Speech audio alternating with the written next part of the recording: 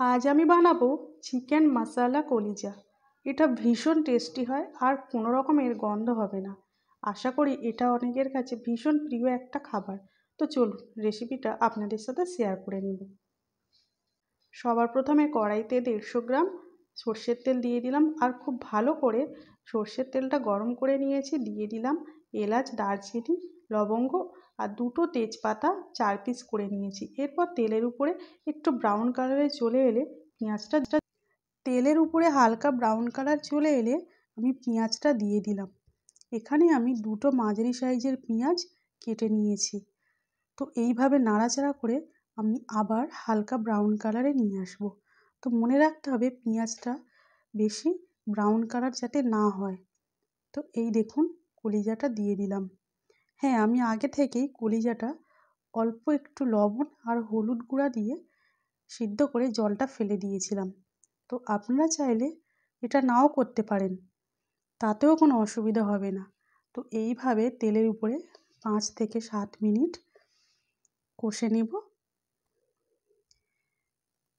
তো দেখুন কষানোটা প্রায় হয়ে গেছে, তেলের উপরে তেলটা ছেড়ে দিয়েছে। মশলাগুলো এবার দিয়ে দেব। আদা, রসুন, শুকনো লঙ্কা বাটা দিয়ে দিলাম, স্বাদ অনুযায়ী লবণ, হলুদ 1 চামচ। এবার একটু কষে নেব। তো কষে নেওয়ার পরে দিয়ে দেব 2টো মাঝারি সাইজের টমেটো কাটা। 2টো মাঝারি সাইজের টমেটো দিয়ে দিলাম। তারপরে দিয়ে দিলাম আলুর টুকরো টুকরো করা কিছুটা আলু আমি কেটে রেখেছিলাম, সেটাও দিয়ে দিলাম। আপনারা চাইলে আলুতে সামান্য পরিমাণে লবণ আর হলুদ দিয়ে আগে থেকে একটু ফ্রাই করে নিয়ে তারপরে দিতে পারেন, কিন্তু আমি ফ্রাইটা করলাম না। এবার সমস্ত উপকরণগুলো আমি আরও 10 মিনিট জল দিয়ে ভালো করে কষে নেব। তো এখানে আমি জিরা গুঁড়াটা দিলাম না, জিরা গুঁড়াটা দেব তবে সব শেষেই দিয়ে দেব, কারণ কাঁচা জিরা আমি দেব না। তো ভালোভাবে সমস্ত উপকরণগুলো কষানো প্রায় হয়ে গেছে। এবার আমি পরিমাণ মতো জলটা দিয়ে দিলাম। তো এই দেখুন রেসিপিটা প্রায় শেষের দিকে। তো আমি নামানোর আগে